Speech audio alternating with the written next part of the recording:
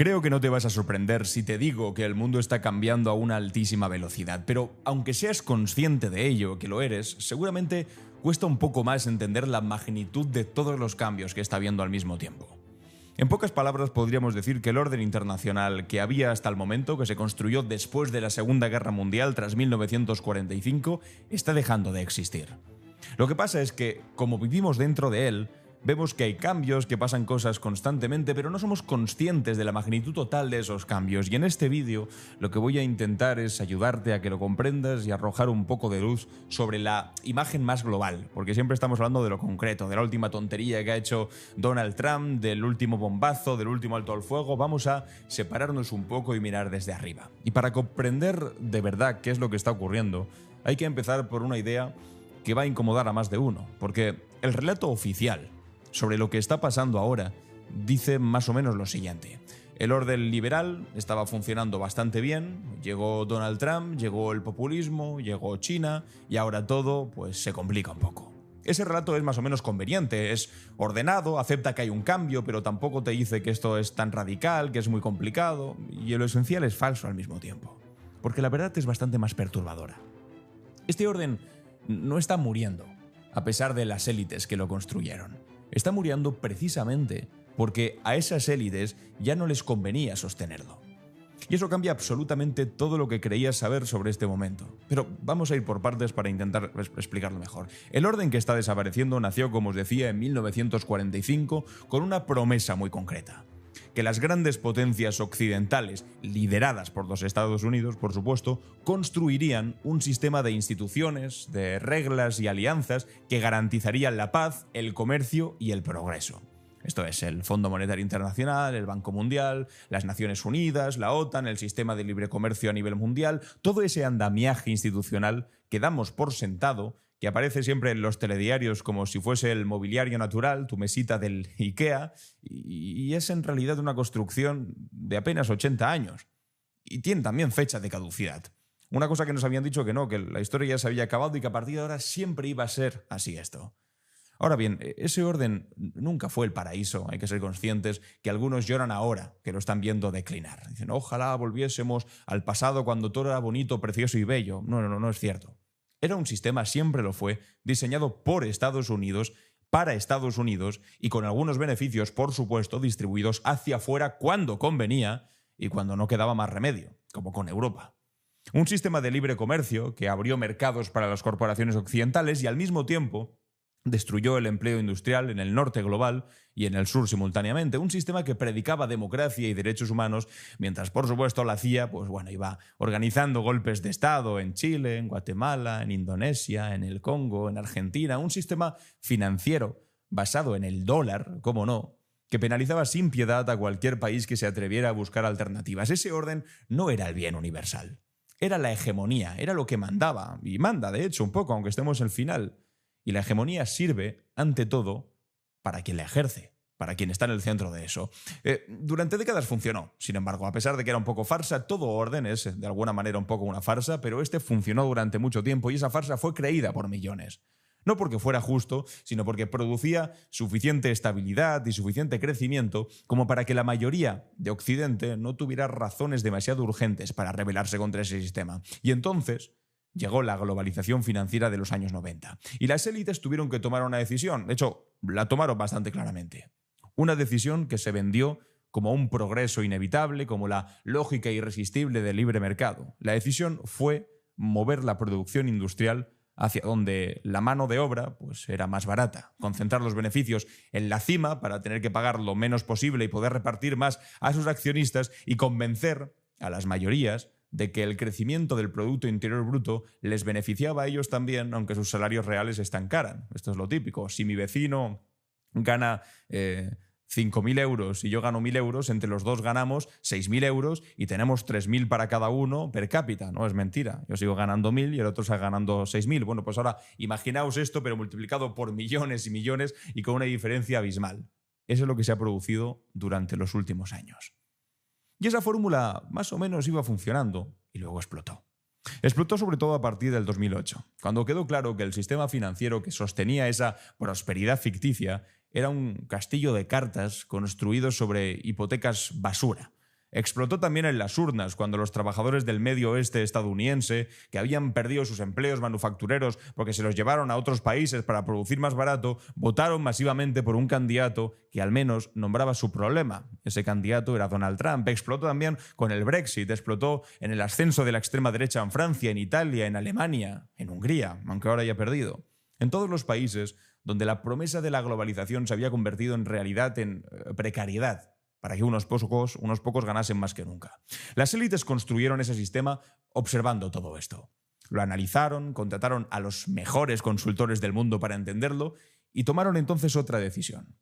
No la de reformar el sistema para que fuese más justo y cuidado porque hay este peligro, No. No la de redistribuir los beneficios acumulados durante décadas y décadas, no. La decisión fue dejar que la rabia social se canalizara hacia el populismo nacionalista, hacia las guerras culturales que enfrentan a los de abajo entre ellos para nunca mirar hacia arriba, y hacia el enfrentamiento más puramente identitario. Hacia cualquier cosa que no apuntara directamente hacia quienes habían tomado las decisiones que generaron esa legítima rabia, a la que por el momento estaban dando respuesta gente como Donald Trump, y es la parte más incómoda de todo este asunto. Trump no es un accidente, vaya, de repente pasó Trump, no lo esperábamos, no. Trump es el resultado de décadas, de decisiones deliberadas, de una clase dirigente a la que, por cierto, Donald Trump también pertenecía como multimillonario, que prefirió siempre sacrificar la cohesión social antes que tocar sus propios privilegios. Y te dicen, no, el problema es el migrante, el problema es el latinoamericano, el que habla español, el chino, aranceles, bla, bla, bla, para que nunca mirases hacia arriba. Pero al mismo tiempo, y esto es lo que hace la situación verdaderamente perversa, Donald Trump es también el instrumento con el que esa misma élite económica está ahora desmantelando los últimos mecanismos de redistribución y control que quedaban en pie. Y mira que eran pocos. Los recortes fiscales para los más ricos como Elon Musk, que están siendo absolutamente tremendos, la demolición sistemática de la regulación financiera, el vaciamiento del Estado de Derecho, todo eso no es populismo. Eso es la agenda de clase más descarada que se haya visto en décadas, ejecutada mientras el espectáculo de las redes sociales nos mantiene ocupada la audiencia, porque estamos todo el día, y yo soy el primero que se ve arrastrado por ese asunto, viendo cómo Donald Trump hace no sé qué chorrada y estamos todos comentándola. Por eso, aunque sea un momento en cada vídeo, intento dejar clara cuál es la idea, porque alguno dirá, qué pesado otra vez diciendo que el problema no son los de abajo, sino que son los de arriba. Amigo, es la única manera de recordar que esta es la receta que han intentado que nos traguemos, el de pelearnos entre los de abajo para que no miremos hacia arriba. Así que, lo siento, seguiré repitiéndolo. Pero fíjate qué es lo que pasó en abril del 2025. Donald Trump impuso aranceles a prácticamente todos sus socios comerciales. Los mercados mundiales se hundieron en cuestión de horas. Goldman Sachs proyectó una probabilidad del 45% de recesión mundial en los próximos 12 meses. Millones de pequeños inversores vieron evaporarse sus ahorros en tiempo real en los Estados Unidos, y mientras todo eso ocurría, los grandes fondos de cobertura que habían sido informados con antelación de los movimientos arancelarios que Donald Trump iba a aplicar estaban exactamente posicionados sobre dónde debían estar, si invertidos o no invertidos, para beneficiarse del caos. No fue suerte. En los mercados financieros nunca hay suerte. Es el caos para quien tiene suficiente capital que se convierte directamente en una gran capacidad de inversión, porque tiene al mismo tiempo información privilegiada, y entonces no es una amenaza, es una oportunidad de negocio. Eso es el caos controlado. No la destrucción total, no el colapso que arrastraría también con la riqueza de los multimillonarios, sino la inestabilidad suficiente, y esta es la tesis del vídeo, para conseguir reconfigurar el poder, desmantelar lo que molesta y concentrar todavía más la riqueza en unos pocos. Mientras las mayorías están demasiado ocupadas sobreviviendo día a día o peleándose entre ellos como para organizarse y plantar cara a esa élite ultramillonaria que son los que al fin y al cabo deciden sobre las vidas de los demás. Y de repente China. Porque la narrativa del gran enfrentamiento entre Washington y Pekín es en gran parte otra cortina de humo. No digo que la rivalidad no sea real, claro que lo es. De hecho, China ya supera a Estados Unidos en participación del Producto Interior Bruto Mundial, medido en paridad de poder adquisitivo. Sus exportaciones de alta tecnología cuadruplican las estadounidenses. Su gasto militar alcanzó en 2024 los 314.000 millones de dólares, una cifra que habría sido impensable años antes. Pero claro, mientras tanto Donald Trump lo que hacía era lanzar aranceles en todas direcciones, como si tirara granadas sin apuntar, y Xi Jinping estaba entonces de gira ordenada y metódica por diferentes países del sur global, por Vietnam, por Malasia, Camboya, firmando acuerdos bilaterales, construyendo alianzas, proyectando exactamente la imagen contraria, la imagen de una potencia adulta frente a una potencia que había perdido los papeles como los Estados Unidos. Pero lo que nadie dice es que la élite financiera occidental lleva décadas haciéndose enormemente rica con China. Esa batalla de no, es que los aranceles a China, vamos a luchar contra China, es mentira. Las mismas corporaciones que hoy apoyan las políticas de desacoplamiento tecnológico, la de pongamos aranceles a China, etcétera, son las que construyeron sus cadenas de suministro basadas básicamente en irse al territorio chino durante 30 años, básicamente porque, como os decía antes, la mano de obra era más barata. Entonces el enfrentamiento con China es real a nivel geopolítico, de acuerdo, pero en el nivel de clase es bastante más complicado. Y esa complejidad nunca aparece en el debate público porque a nadie con poder le interesa que aparezca. Le interesa que aparezca que, no, le ponemos como país aranceles a China. No estás entendiendo nada. Ha sido tu élite empresarial estadounidense la que ha intentado llevar la mayor cantidad de cosas a China porque así iban a ganar más que nunca. Y de hecho lo ganaron y esa parte nunca se redistribuyó porque no cavaba en los bolsillos de los trabajadores estadounidenses o del resto de europeos, sino en bolsillos de unos pocos que se quedaban con ese margen. Y en medio de todo esto aparece una tercera fuerza más allá de Estados Unidos y de China, que al mismo tiempo está siendo creada por ellos, pero que está acelerando cada una de estas dinámicas que os estoy contando con una velocidad que los sistemas políticos no pueden seguir. Es una fuerza sin banderas, sin ejército, sin tratados claros, que se llama inteligencia artificial. Y lo que está haciendo con el trabajo, con la riqueza y con el poder en general va a definir la próxima década, los próximos 100, 200, 500 años, de una manera mucho más poderosa que cualquier arancel o cualquier cumbre diplomática o cualquier presidente mediocre como Donald Trump. El 88% de las organizaciones del mundo ya la usaban en 2025, no como experimento, sino como herramienta operativa integrada.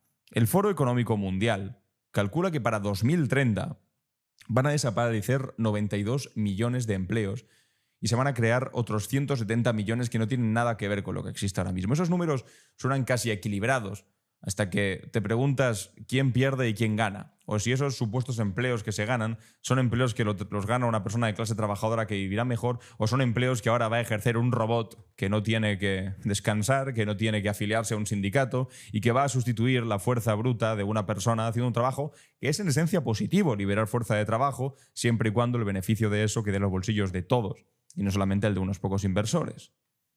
Los que pierden son los trabajadores con empleos repetitivos, los administrativos, analistas de nivel medio, los desarrolladores de software, los recién graduados universitarios que ya están experimentando, de hecho, dificultades para encontrar trabajo en sectores que hace 5 años absorbían talento sin límite, como el de los programadores.